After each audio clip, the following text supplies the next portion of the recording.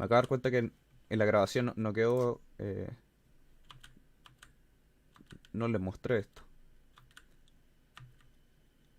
Ya, entonces solo para que quede en la grabación de YouTube, vamos a solucionar el problema de Poisson, que está denominado por las condiciones de borde que están acá.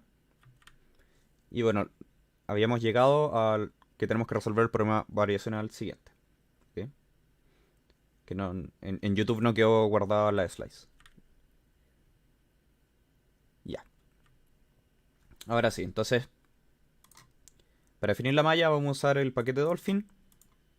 Y hay muchas funciones básicas en Dolphin. Una de ellas es unit square, pero hay muchas otras. También está el unit disk, unit cube, y ahí uno puede definir dominios simples. Y la gracia de Dolphin es que también nos hace fácil plotear la malla. Entonces yo, por ejemplo, si corro esto, vemos que tengo los triángulos, la discretización del dominio entre 0 y 1 y entre 0 y 1. Entonces, con muy pocas líneas ya puedo discretizar un dominio muy fácil. 32 claramente son la cantidad de subdivisiones en cada eje. Para, por ejemplo, hacer esto mismo con un disco, ahí los argumentos van a cambiar. Ahí hay que ver la documentación. Pero para nuestro ejemplo, esto ya basta. Ya, entonces en el espacio de funciones, solo para mostrarles visualmente cómo se ven, serían estos triangulitos. ¿Ya? Entonces, cuando estoy centrado en el eje, o en el nodo, va a valer algo y se va a hacer cero al ir a los nodos vecinos. Este es un ejemplo de funciones de base, pero hay muchas otras. Pero en este ejemplo que estamos resolviendo en 2D vamos a utilizar exactamente estas, que son las que generan polinomios de primer orden. Piecewise, o sea, a trozos. Y eso en Phoenix se llama Laplace. Entonces nosotros usamos B, que sería el espacio de funciones, llamamos a la función function space, la definimos sobre la malla y definimos que es Lagrange. Entonces, esta Lagrange puede cambiar. No sé si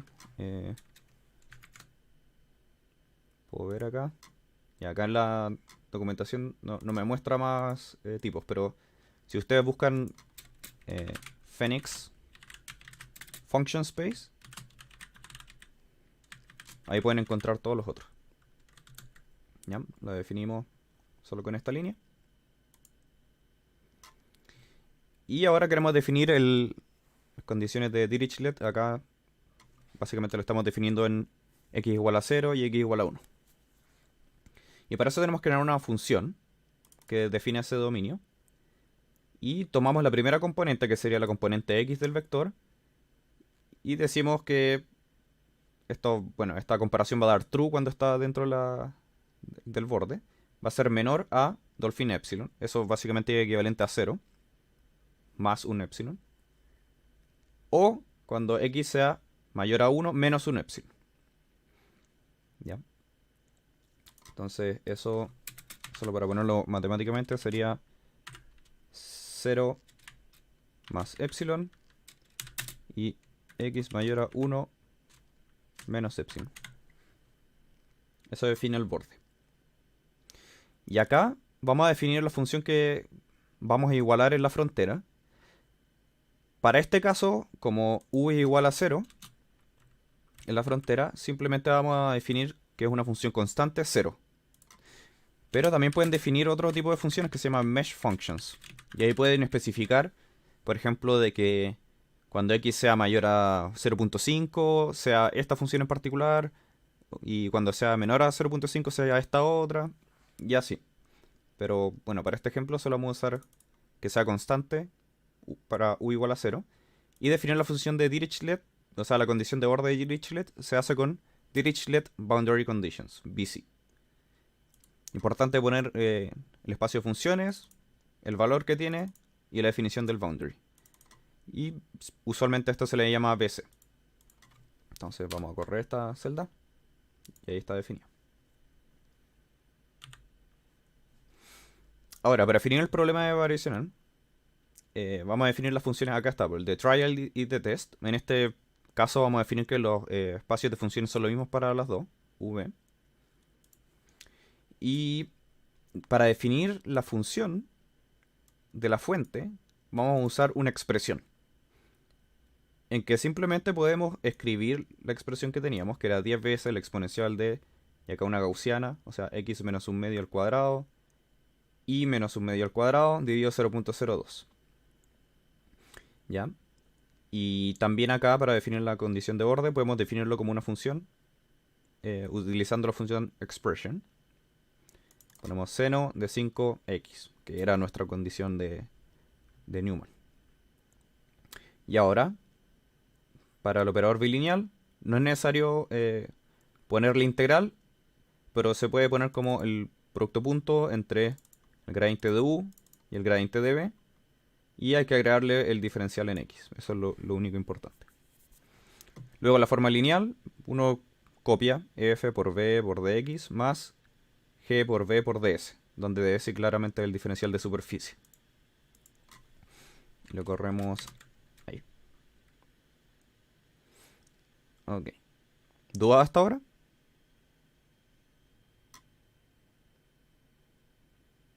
Vale. ¿Por qué ¿por qué cuando defines f y g accedes a x con índices 0 y 1? Porque x está definido como un vector que tiene dos componentes. La 0 que sería la componente x y la 1 que sería la componente y. Entonces básicamente x0 sería equivalente a nuestro x y esto sería equivalente a y. Son las dos coordenadas del Vale, vector. ya. Entonces no sé si lo ejecuté, por si acaso lo ejecuté de nuevo. Yo tengo dos dudas. ¿Sí? ¿Qué significa el degree igual 1? A ver, veamos.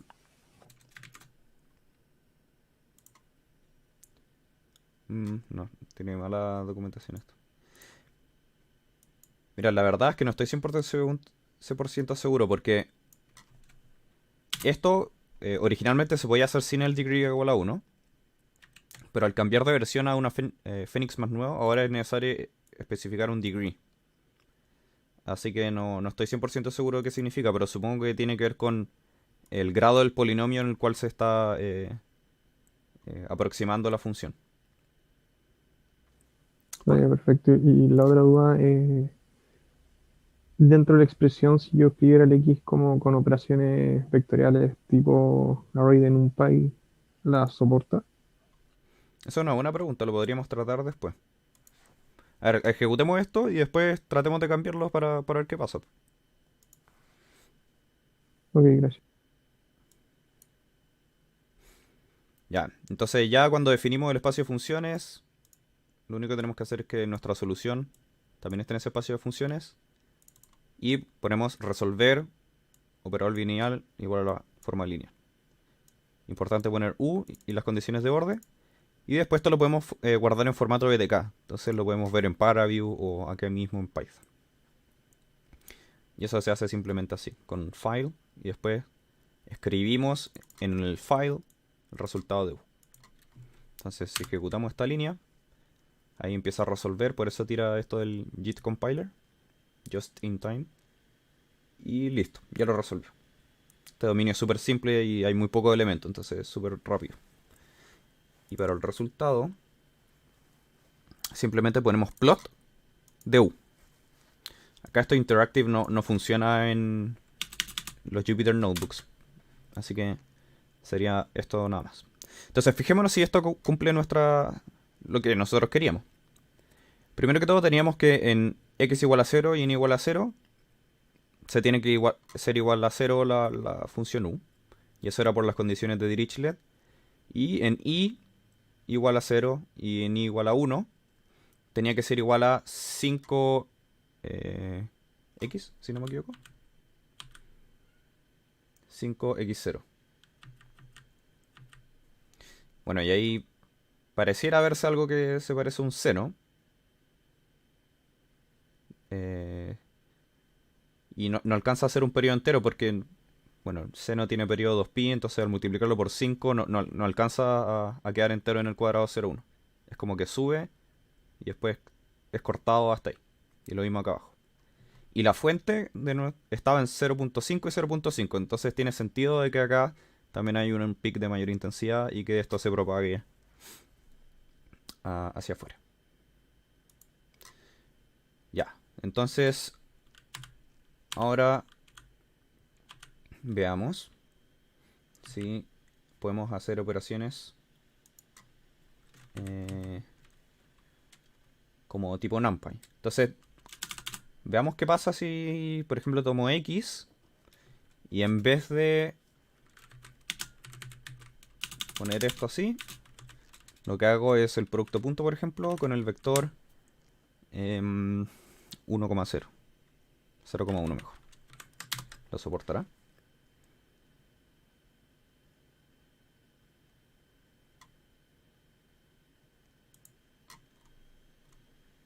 No. Parece que no entiende esto. A ver, pero ¿qué pasa si le pongo dot?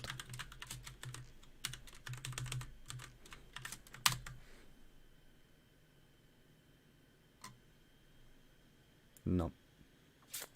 No, pareciera ser que no la entiende así nomás. Debe haber alguna forma, pero la verdad es que no lo he averiguado. Así que por el momento pensemos que no se pueden usar las cosas tipo NumPy. Así por defecto, debe haber alguna forma. Hay mucha gente trabajando en esto. Y ahí me faltó 0. Ok. Ya, pues. Entonces, eso es un poco la introducción a Phoenix. Y ahora vamos a hacer una actividad. Entonces ya, está el resultado.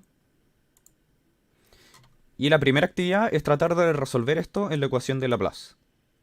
¿Ok? Entonces, ahora déjenme subir este notebook a Google Colab. Download.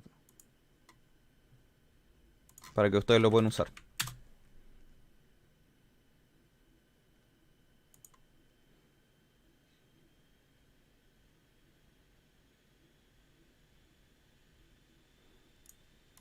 No. Upload notebook.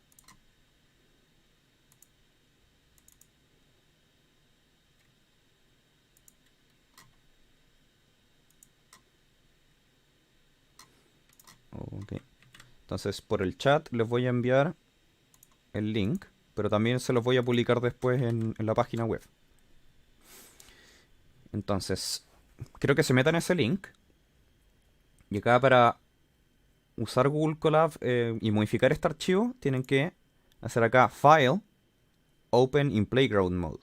Entonces, al hacer eso, pueden modificar este archivo como quieran. Entonces, vayamos a la actividad. Ya. Entonces, ¿están todos con el Google Colab? Sale que tengo que solicitar acceso. Estás, ¿Solicito? ¿sí? ¿Estás por Menú usando el C, sí, menú C? estoy. Sí, Ya. sale que estoy en menú C. Ya, entonces solicítame acceso y lo hago al tiro. Esperen. Qué raro, por lo general, cuando es UC, lo acepto al tiro.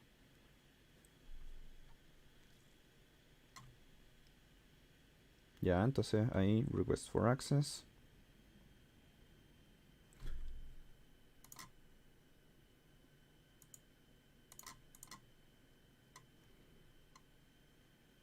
Ah, ya, acá está.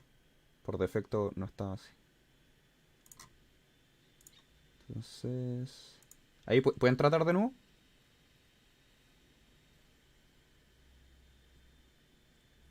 Ahora sí dejo entrar. Ya. Entonces, vayámonos a la actividad 1 y... Acá Google Colab por defecto no tiene instalado Phoenix, ¿ya? Entonces tenemos que agregarle algo. Phoenix install. Básicamente tenemos que instalarlo primero. Entonces, como Google Colab usa Ubuntu, vamos a copiar estas líneas que están acá. Ponerle signo de exclamación. Y lo vamos a ejecutar. ¿Ok?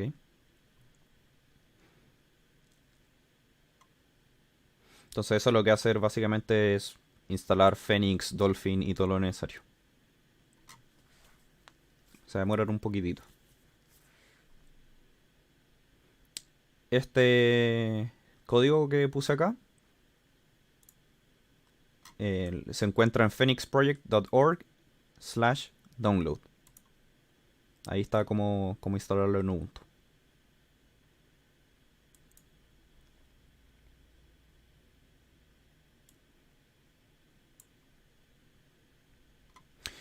Una pregunta, ¿ustedes tienen Linux o Windows en su computador? Yo tengo ambos. Ya. Yo tengo Mac OS, pero es como parecido a Linux, pero Mm. un poco distinto. Sí, porque en Windows es un cacho instalar Phoenix. Si lo quieren hacer funcionar. De hecho, yo lo tengo acá. Lo tengo, no sé si saben, pero en Windows uno puede bajarse una máquina virtual de Ubuntu. Y uno puede ejecutar. De hecho, acá lo muestro. Tengo una consola que está corriendo Linux. Y estoy corriendo el Jupyter Notebook desde Linux. Pero hago que el explorador en que me carga el Jupyter Notebook sea el de Windows. Ahí al final de las referencias que les puse, hay un tutorial de cómo hacerlo, por si acaso lo quieren hacer en Windows. Si no, es mucho más fácil de hacerlo en Linux. ¿Ya? Yo solo lo hice en Windows porque no podía instalar Linux todavía en mi computador. Por acá me falta un 0. Ok. O sea, acá hay que poner Enter. ¿Lograron correr esas líneas?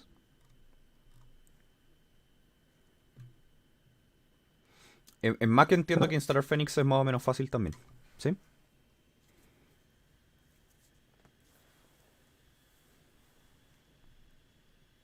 Eh, a mí no me sale la opción para correr como Playground.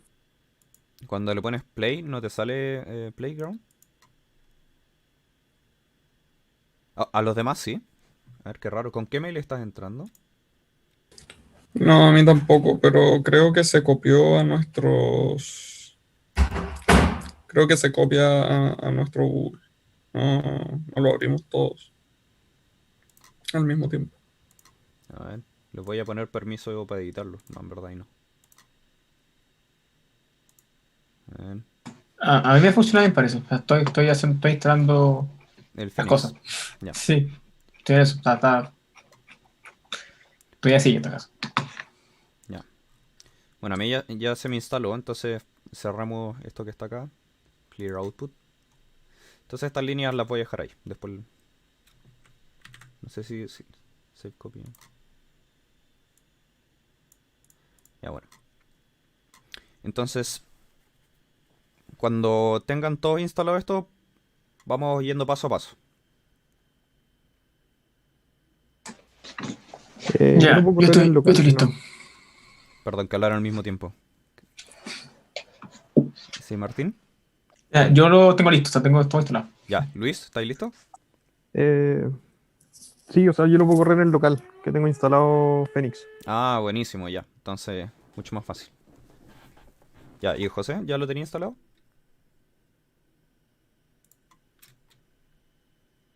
Se está instalando todavía, pero dale no. Ya. Entonces, que primero que todo son las mismas condiciones, entonces no hay que cambiar nada de las condiciones de borde. Lo que habría que cambiar es la ecuación o sea, el f hay que ponerlo igual a 0. Entonces, ¿cómo hacemos eso? Voy a copiar y pegar esto que está acá, que sería la definición del problema variacional anterior. Ya, esto no es necesario redefinirlo porque... Ah, no, sí, porque después sobreescribimos la variable u. Así que hay que ponerlo acá. Ya, y la expresión hay que modificarla y básicamente hay que poner 0.0. No estoy seguro si la expresión 0.0 está bien o tengo que cambiar a constant, pero ahí vamos a tratar. Y todo el resto no cambia porque las condiciones de borde son las mismas, ¿cierto? Entonces, veamos esto que está acá. Function trial is not defined. Ah, porque no importaba las cosas. Espera. Entonces tengo que correrlo todo en el Colab. Ya, entonces ahí está. Listo, las funciones, espacio funciones, el boundary. Ya, entonces vamos a correr esto de nuevo. Y también veamos la solución. Ya, y acá está la solución. Ya, nos dio lo mismo. Ya, entonces lo único que hay que cambiar aquí sería lo que tiene que ver con el F. Ok. Y hay que solucionarlo. En realidad esto de escribirlo a un archivo da lo mismo. Solo si quieren guardar el resultado. Entonces, para solucionarlo, solve eso con las mismas condiciones de borde y después pongamos plot u.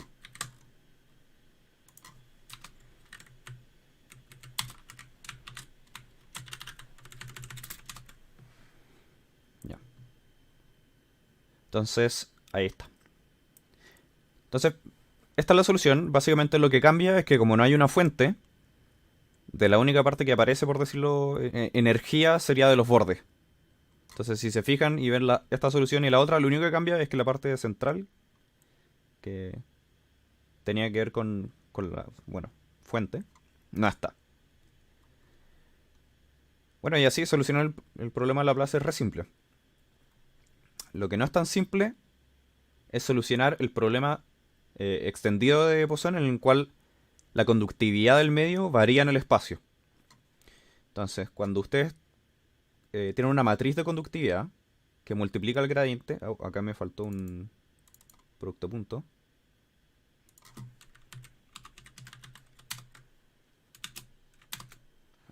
Ahí sí. Y después la hacen el producto punto con el nabla. Ahí les va a quedar que en el espacio, dependiendo en qué lugar estén, mover, o sea, como el flujo de U va a ser anisotrópico. Y lo único que cambia al resolver el problema con el tensor de conductividad es que en la forma variacional aparece un C multiplicando al nabla. Entonces ahora hay que modificar la forma bilineal también. Para este problema usamos las condiciones de Dirichlet y Newman igual a 0, entonces la suma que aparece acá en la superficie desaparece. Entonces tratemos de redefinir esto. Bueno, y acá está lo que les decía, que ustedes pueden definir una función dentro de la grilla con mesh function. Y bueno, eso es lo que vamos a hacer ahora con cada componente del tensor C. Entonces no sé si alguien se anima a tratar de resolver esto.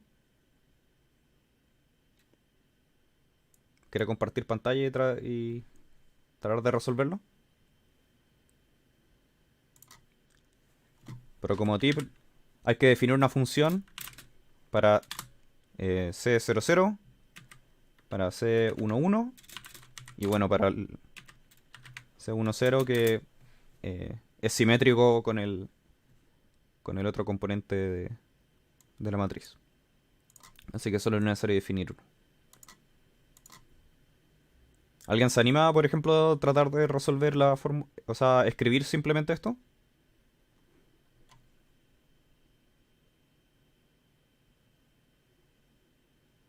¿No? Por último lo hacemos juntos.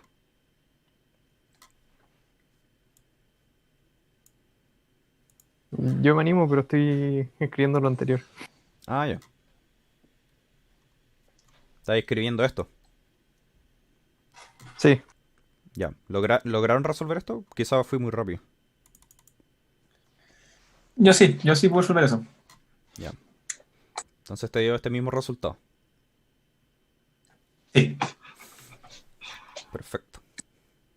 Ya, pues entonces esperemos un poco para resolver lo siguiente.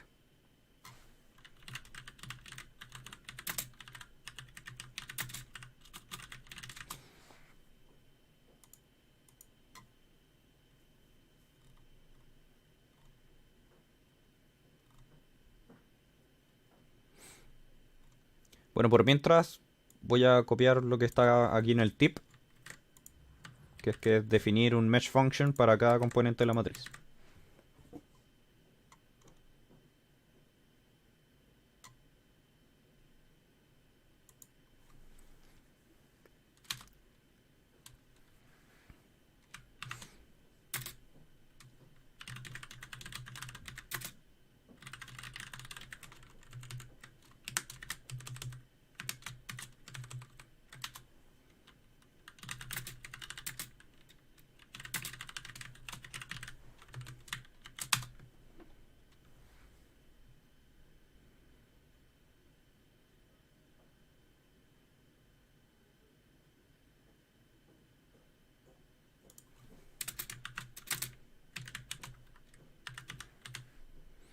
Entonces, nosotros tenemos que definir un tipo de función si x es menor a 0.5,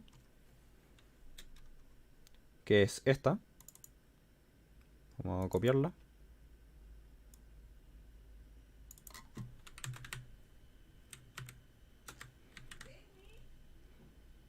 Entonces, si es menor a 0.5, da esto.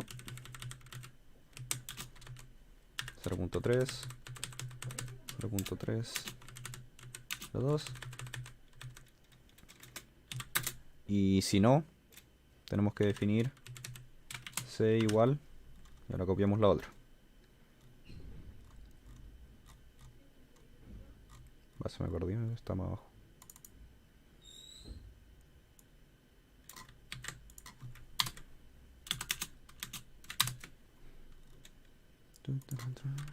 Ahí está. Ok. Ya, entonces estamos, ¿no? Lo único que les voy a ayudar es que para definir las coordenadas vamos a usar el punto medio de la celda o del elemento y vamos a llamar la coordenada x. Ya, entonces dígame, ¿qué es lo que tendría que hacer ahora para hacer esto que está aquí?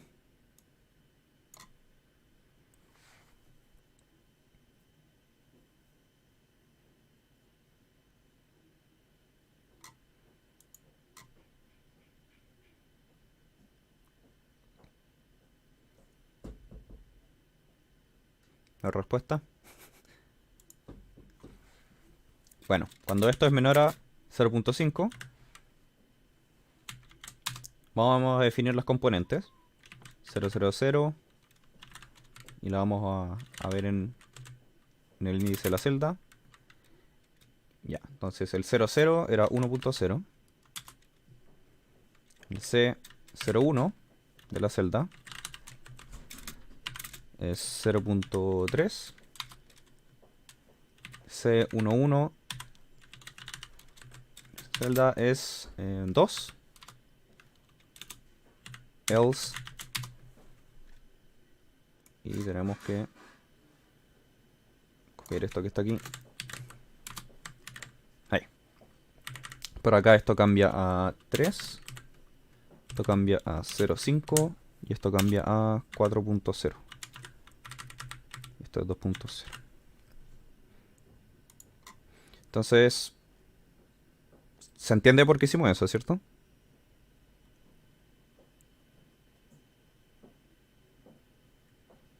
Esta es la forma de definir funciones en la celda. Acá podríamos haber definido cualquier cosa en función del x y el y de la celda. O el elemento. Entonces lo corremos. Y listo. Ya tenemos nuestras funciones en la celda. Entonces, lo otro que podemos hacer es plotear esto ya. Entonces, ¿qué pasa si ploteamos C00? Y pongámosle un título. Title C00. Entonces, fíjense que cuando C00 es...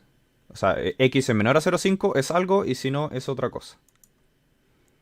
Entonces, acá le puedo poner color bar, si no...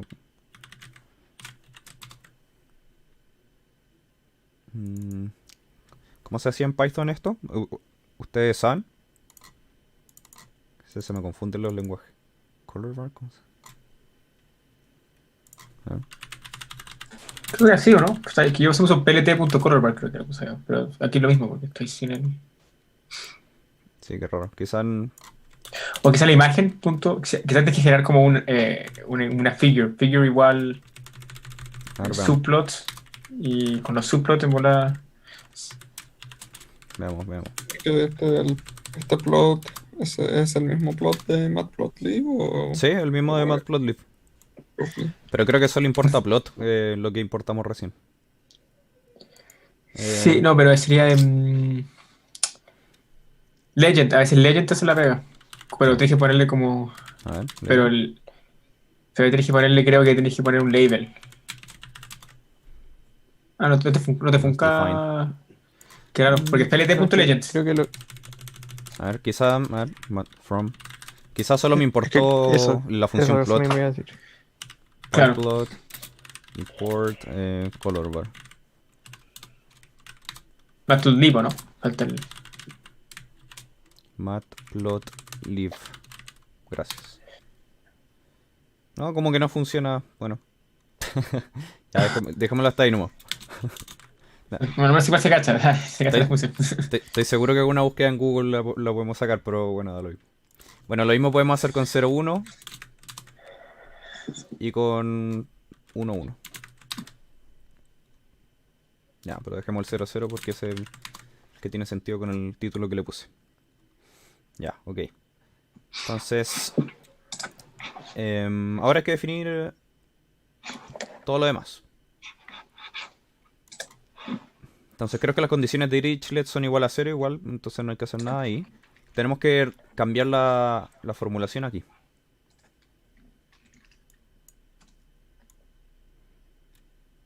Entonces, a ver, esto. Ok. Ya, entonces f no es igual a 0. En este caso, tenemos que usar la anterior. Entonces copiamos esto.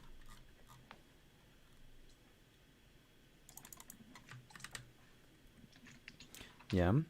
El g desaparece porque es igual a 0.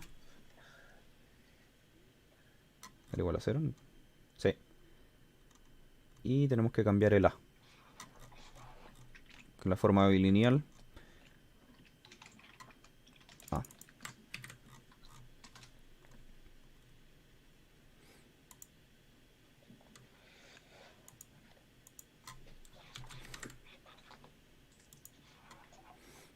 Ok.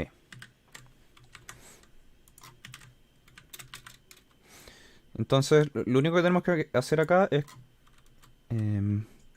definir C. Entonces, para definir C, tenemos que hacer C igual expression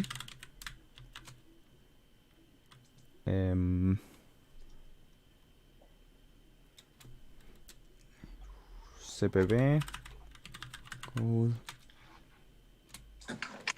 con... A ver, quitemos esto. No, más fácil. C igual as matrix. Ya. Entonces, ahora se define así. C00, C01, C10, C11. Ya, y acá multiplicamos C punto. Pero C10 no está definido, ¿sí? Ese es C01, ¿no? O Sí, definiste. no, toda la razón, sí, no lo definí C01 y lo repetimos, 01, 01. Sí, el mismo, o sea, Ahí está. Y acá me faltó el C. Ya, pues. Entonces, ¿funcionará? Veamos. No, a ver, espera.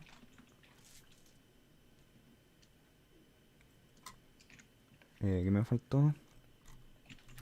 Parece que definir la matriz un poco distinto.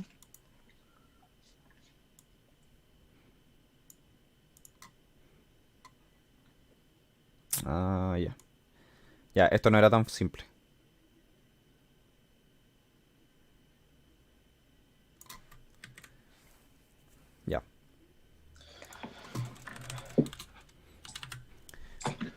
lo que hay que hacer es definir una función en C que tome la matriz. Entonces, déjeme borrar esto que está acá ahí. O sea, en verdad esta parte está bien. Déjeme poner en otra celda.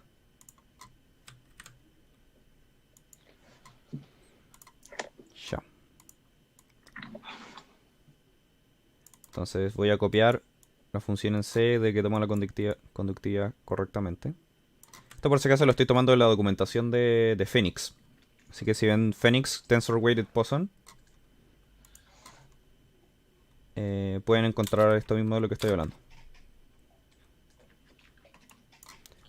Entonces, si le ponemos más, definimos esto.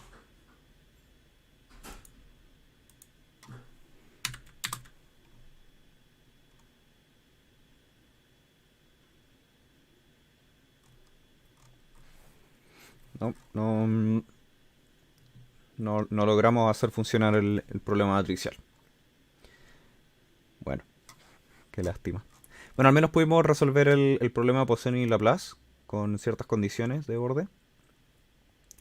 Otra cosa que podrían hacer, que es bien simple.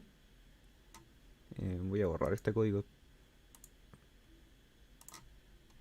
Es cambiar el dominio.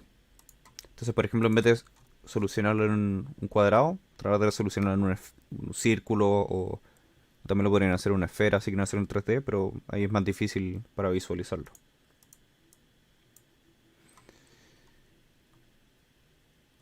Ya. Bueno, dejémoslo hasta ahí. Si encuentro cómo hacer lo de la matriz, les aviso con un anuncio. La verdad es que pensé que iba a ser más fácil de lo que es. Porque la documentación está media vieja. Y lo dejamos hasta acá, pues. En todo caso, no sé si ustedes pueden ver este código que tengo acá. Voy a guardar una copia y voy a subir esta. Lo que alcanzamos a hacer con las soluciones. Ya. Ya, perfecto. Gracias. Oye, una última pregunta antes de que se vayan. Muchas gracias. ¿La gente que no vino es también ingeniera matemática? ¿O no saben? Creo Sí, que son todos ingenieros matemáticos.